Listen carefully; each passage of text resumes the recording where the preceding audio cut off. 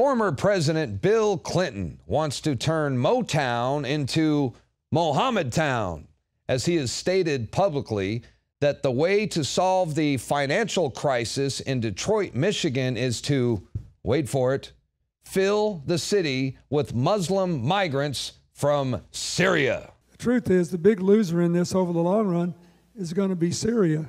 This is an enormous opportunity for Americans.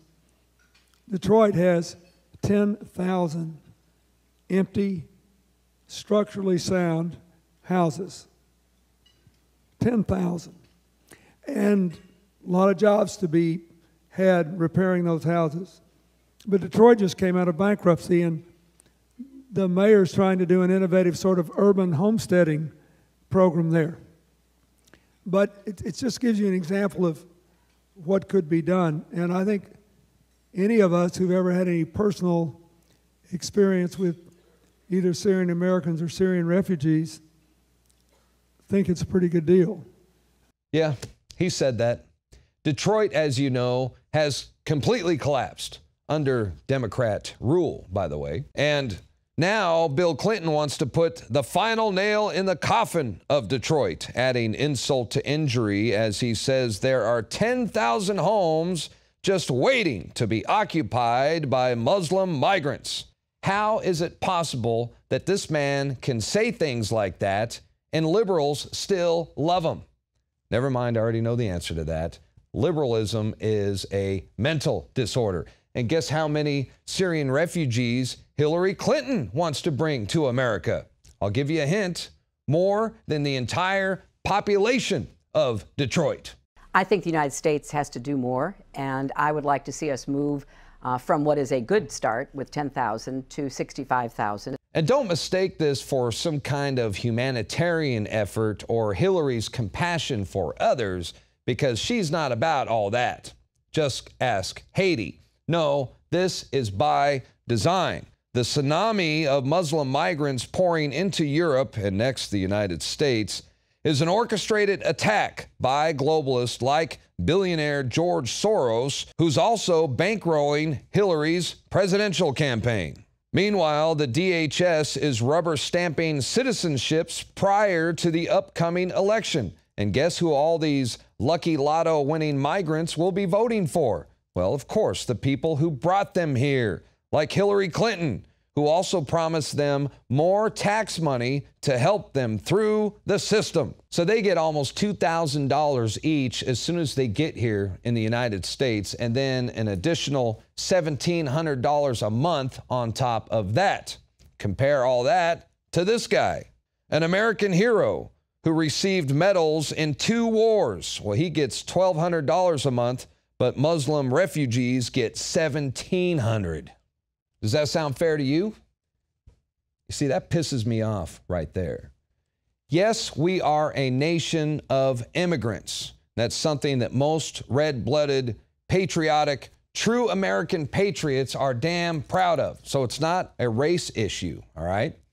This is about open borders. We can't afford open borders. It jeopardizes our security and it cripples us financially. We can't allow illegal, I'm going to say it again, we can't allow illegal illegal immigrants or Muslim migrants with ties to countries with terrorism, period. Are the powers that be hiding behind a vetting process, allowing the flow of illegal immigration in order to destroy one of the United States' founding principles, that of national security? The increase from 2015 to the new number of 110,000 the administration announced just a few weeks ago represents in and of itself a 60% increase over 2 years, almost a 60% increase. So similarly to doubling the number of slots that are available worldwide in the President's Summit, it's significant and also not nearly enough. It's a drop in the bucket. But there is a vetting process that's being added by the chairman and others in this room, Mr. Babin and others who have brought forth ideas to say, how do we make it stronger? The persons who perpetrated this crime in Paris also had visas. I agree. They could very well have been here. And that is the bigger concern. The people that blew down the Twin Towers had visas and were here. Did vetting stop the massacre in San Bernardino, Orlando, the recent New York and New Jersey bombing, or the recent knife attack from a radical Islamicist who attacked innocent Americans in a Minnesota mall? Is abandoning your country as a refugee really the answer? And would Americans do the same under similar circumstances? No, it would be our constitutional duty to stand and defend our republic. Just how rigorous is the federal vetting program?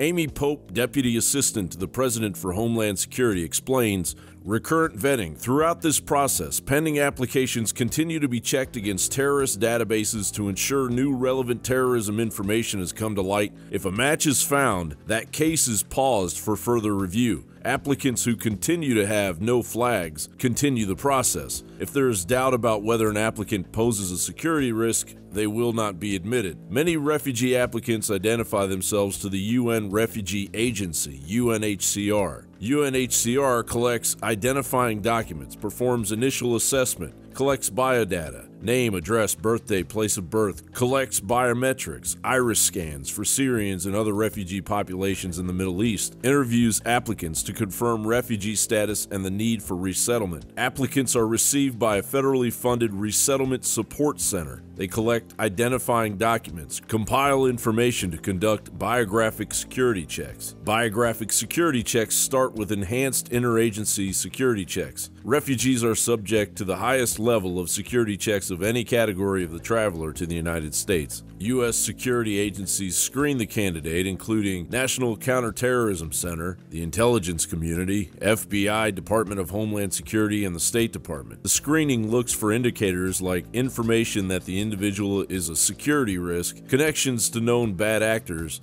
and outstanding warrants, immigration or criminal violations. They then go through a Department of Homeland Security interview, another biometric security check, a medical check, a cultural orientation and assignment to domestic resettlement locations. They then travel to the United States, arrive, and are then required to apply for a green card within a year of their arrival. So, does that make you feel safer? Well, it shouldn't.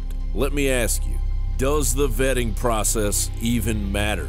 Breitbart reported leaked documents with sensitive FBI data exclusively obtained by Breitbart Texas reveal that 7,712 terrorist encounters occurred within the United States in 1 year, and that many of those encounters occurred near the U.S.-Mexico border. The incidents are characterized as known or suspected terrorist encounters. Some of the encounters occurred near the U.S.-Mexico border at ports of entry, and some occurred in between, indicating that persons known or reasonably suspected of being terrorists attempted to sneak into the U.S. across the border. In all, the encounters occurred in high numbers in border states. It is impossible to know just how many of the 500% increase of Hillary Clinton's purported refugee invasion would self-radicalize once they reached United States shores. We are clearly being set up for disaster, and our national security is being ignored.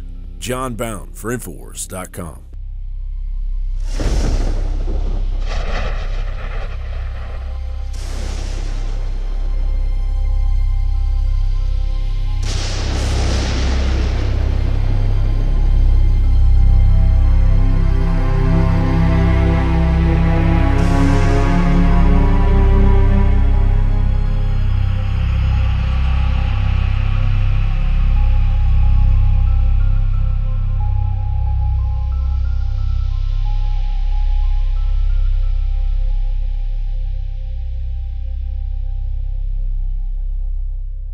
Look, I'm not going to sit here and say, see, I told you so, that communist Chinese-style net censorship was coming to the web, because it's already here.